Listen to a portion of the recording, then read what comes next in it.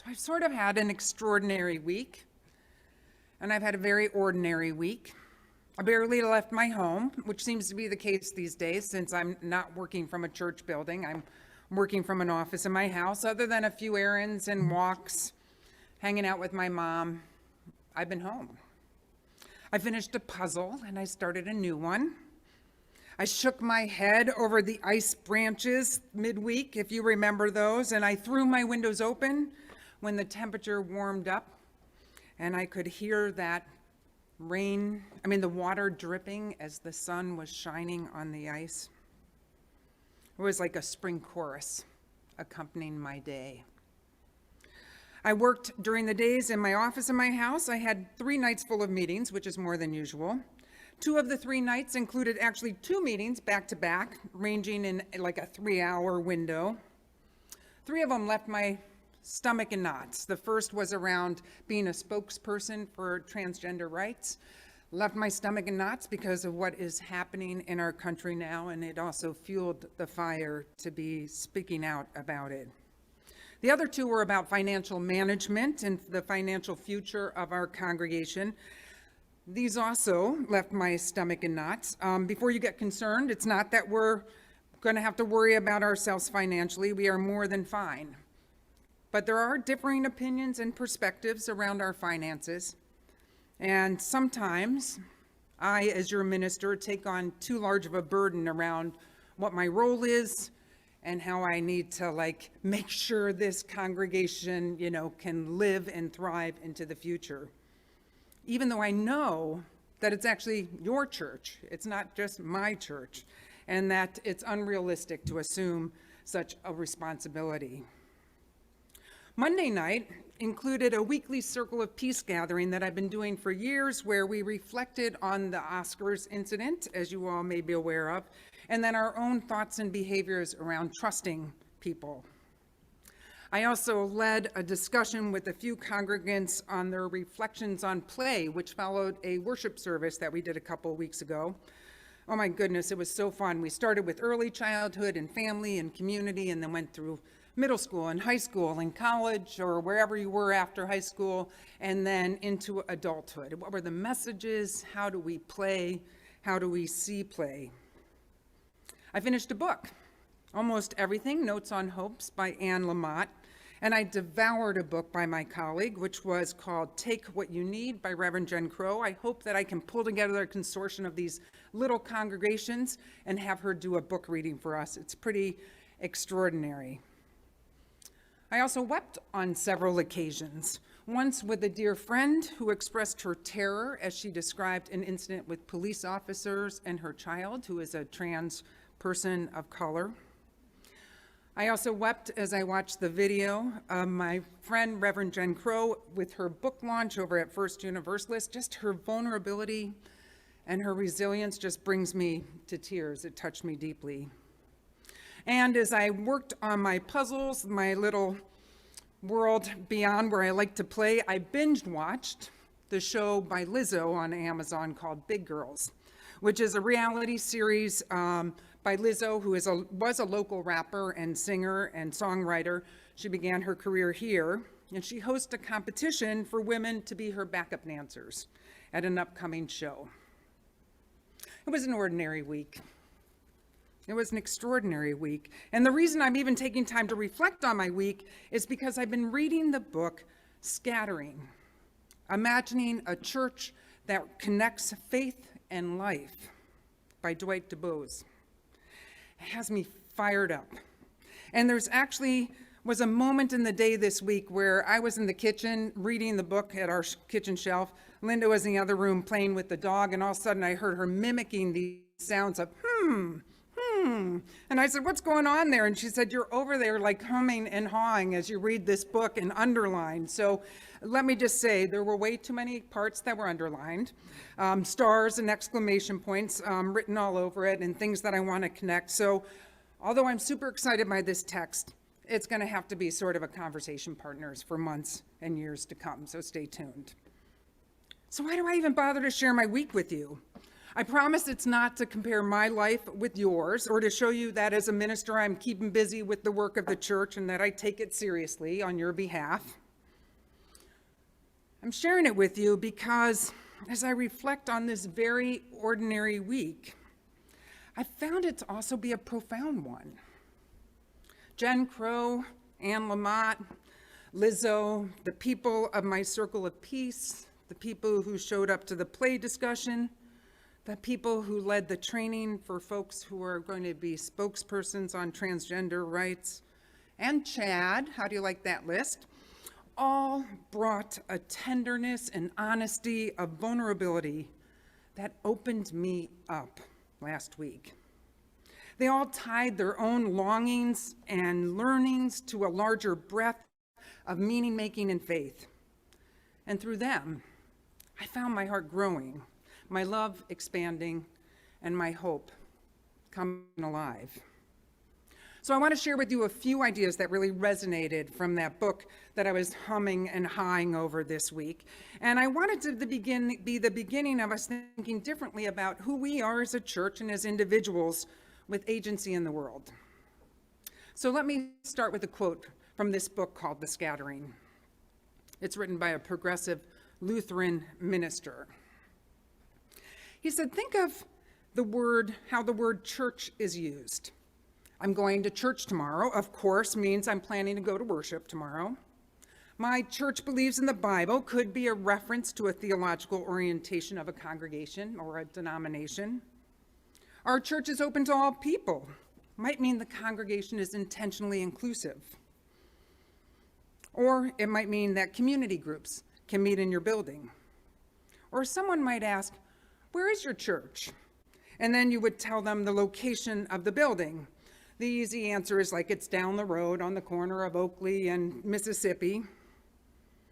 I've heard a few people responding to this question, he says, by saying, well, let's see, it's Thursday afternoon, so Sue is in her office in the insurance company, Bob is probably driving to the next site, and Billy is heading home from school. Of course, this last answer would only confuse people who just want to know the location of the building. These common uses of church are so prevalent that few of us even question them. He challenges us to shift our perception of church, to redefine its very nature, so that church is not just what happens when we are together as a community, but that it lives in the rest of our lives when we are out in the world. Church must be more than the programs and the activities that are designed to draw people in, Du Bois says. He continues, the purpose of gathering is not simply to make us feel good about ourselves or to look good to others, but the people are also sent back out in the world to do good for others, as God, in his theology, has done for us. For those of you who are not theistic, you may want to use the universe or love or this community in place of the word God. People are sent back out in the world to do good for others, as love has done for us.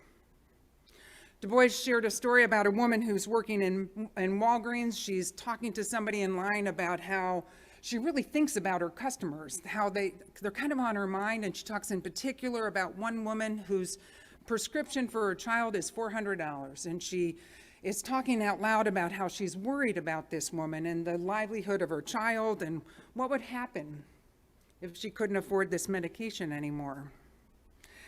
And the pastor, who's the person in this story who she's talking to in line, what do you know, says, does your church know about your ministry? And she replied, no, I haven't thought about that. They wouldn't think this is important. She assumes that what happens outside of the church doesn't count. We are counters, aren't we? Let me draw that closer. I am a counter, aren't I? I count the programs we offer, how many people attend. We count the attendance at services. We count the number of contributing households, the children in religious education, the leaders in our congregation. Of course we do. This is what we've been told we ought to do. This is how we deem if we are successful and if we are a vital church. Du Bois wants us to shake it up, and so do I. Let me give you two images to hold in regards to church life. The first is around what he calls the gathered church. The gathered church is what we're doing right here, online and in person. Worship is centered to gathering in church life. Other gatherings include programs and music groups and small groups, service projects, lunch times together, committee, team, and board meetings. Gathered church is the institutional church. The institutional church is what we count. It's how we measure our strength and how we determine our future. And then there's the scattered church. The scattered church is the rest of life when we're not doing the things we're doing right here. The idea of the scattered church is how you live your life, informed by Unitarian Universalism. Diana talked a little bit about that. Maybe it's really actually how you live the 99.9% of the rest of your life outside of this hour or whatever else you do in connection with Michael Servetus Unitarian Society.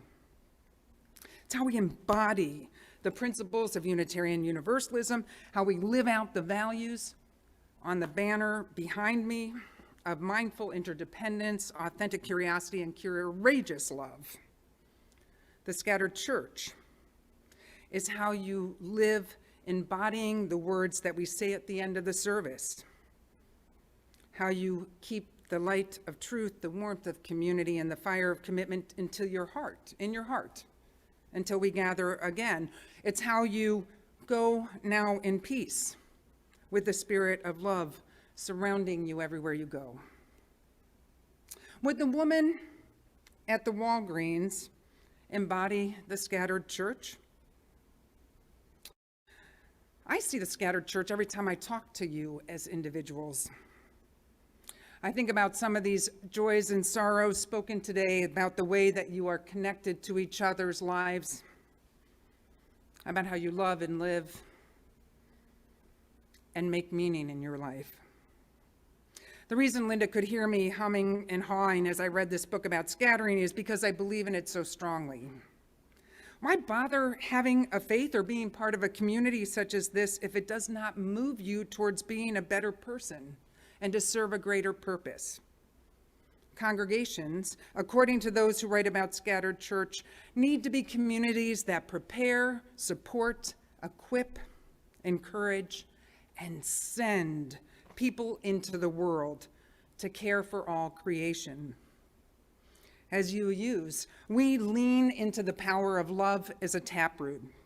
Our principles and our congregation's mission and vision can also guide and inspire us. These create our identities as UUs and as people connected to this particular congregation. Our identities are important as they are in constant relationship with the mission of Unitarian Universalism in this congregation. Without the experience of being the church gathered, the church scattered would lose its power and purpose. And likewise, the fact that we are, can, and should be gathered, it doesn't deny or diminish the purpose or the need of the church to be scattered. As I said earlier, I will continue to bring these ideas to light in the months and years ahead. I have a very long reading list now, but one benefit from the pandemic is that it has shifted the way that I preach and how I construct services. Knowing that to sit online and just watch, which is what many congregations have been doing during the pandemic, it just felt wrong for this congregation and for my own style of ministry. So I started preaching shorter sermons and then posing a question and giving room for your own voices and your reflection. It decenters my voice, and it brings the work of grappling with faith and meaning on Sunday mornings back to all of you. My hope is that through providing this time together, you are growing to see yourselves as active in the topics of the services and in the work of the world. When you hear from each other, there is an invitation for all of you to see yourself as theologians and philosophers involved in the work of shared ministry from the gathered church and the scattered church. One way the scattered church finds its way into the life of church is by congregants and staff acknowledging and honoring our lives beyond the time that we gather together. This doesn't require an additional program or a committee, thank God. Instead, the scattered church comes to life when we are able to see the connection with what happens here, with what happens out there. Spiritual practice is one way that Du Bois says the scattered church can come alive. Hopefully, you've come to understand over time that there is a range of spiritual practices. We talk about that in this congregation often. Yes, there are things like yoga, meditation, daily writing, reading, taking time to experience the awe of nature on a sunny day. But so many things you do every day can count as a spiritual practice. It's about intention. Just slow down while you wash the dishes. Breathe. Feel the wonder of water coming out of your tap and bubbles, and feel gratitude, whatever food you ate and who you ate it with. Or slow down while you shovel or sweep or rake or garden. Breathe the air, greet a neighbor, feel the sunshine or the rain. Connect to the world you are a part of. This intention is what makes the difference between doing and being, between rushing through life or taking notice of all that is our life. My colleagues over at White Bear UU have found a way to deepen what happens at church and our ability to connect with one another beyond the unstructured social conversations, which for extroverts like me work really well after services. But it doesn't really work for everybody, and certainly not for newcomers who arrive as seekers, wanting something from this gathered church that will contribute to their lives. So I'm going to explain what they do, and then next week we're going to try it out. So after the service ends, those who stay online or are in person are asked to gather in small groups. Then they have 3 things they do, and it would be printed up on the screen. First, they introduce themselves with their name and their pronouns. Secondly, they each share a sparklet from worship. This is from a sacred reading practice called, I don't think I'm going to be able to say it right, Florilegium. A sparklet is a word or a phrase or a highlight from the service, whatever it is that sparked something for you. And I know for me, often as a lay person with years and years and years and years of being in church, sometimes it was literally what the worship associate said in the first 2 minutes. That was my sparklet, and everything else just sort of, I never even listened to. So sparklets can come from anything. They can come from seeing somebody in the drum set to watching somebody behind a computer screen that just somehow connects your heart.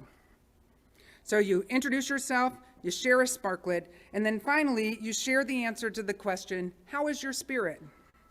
It's a time for a deeper check-in. So this does a number of things. It focuses conversation and it allows each person to speak if they want to. It allows each of us time to share our own unique perspectives from the service. We all take home little parts each week, and how lovely would it be to know what other people saw as sparklets. And then think of being a newcomer. One thing that always makes me uncomfortable, and I do it as well, so this is not what you do, is all the peppering of questions to a newcomer that are often not reciprocated.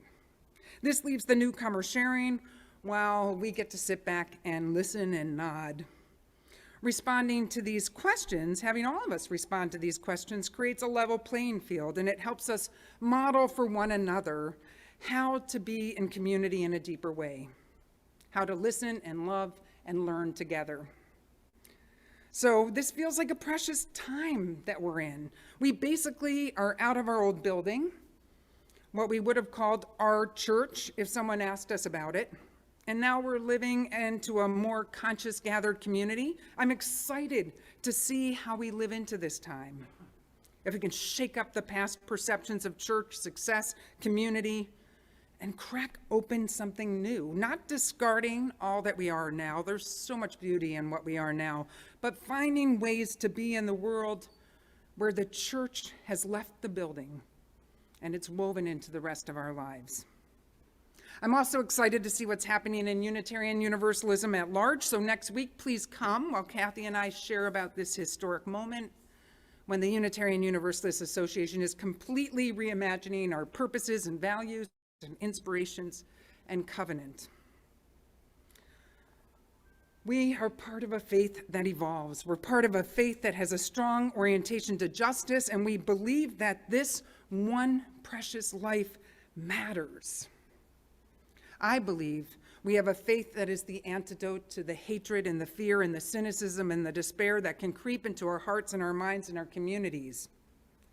But our faith doesn't matter if we hold it in the confines of this time that we're gathered together as a church. So be prepared to put your scattered church glasses on in the future, and let us become a congregation that understands ourselves and each other as people who gather and people who live in this complicated world. My hope is that we will find new meaning, new vitality, new purpose, and even joy in these new ministries. May it be so. I was going to open up to conversation, and I guess I am a little bit of a time watcher, so I think what I will do is just, if anybody has an immediate reaction, to let you raise your hand and say something, and if not, we will just breathe for a moment together and then move on to our closing hymn. Linda, anybody over there raising hands or writing anything, or are we quiet over there? We're looking quiet. Okay. Anybody here have a thought at all, or should we just let it sit and stew for a while? Lynn has a thought.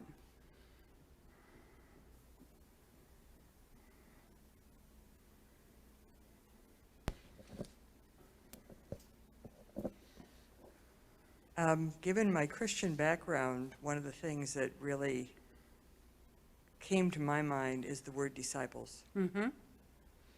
Yeah. And I think for Unitarian Universalism to have disciples would be a really good thing. Yeah. Disciples, evangelism, all those words are words with that are often taboo in our faith community, but I think there are words that actually have some power to them. We met this week with a financial advisor who was helping a group of us figure out what to do with the funds from the sale of our buildings.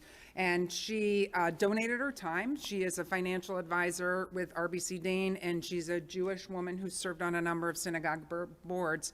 And she kept reminding us, put whatever money you have to grow more UUs. She said, that's what we always look, we're always trying to grow more Jews, she said. And so I was like, wow, could we grow more UUs? I mean, it's kind of that combination of gathered and scattered, but I think that reality, if this is a life-saving faith, why do we keep it under a bushel? So yes, thank you, Lynn.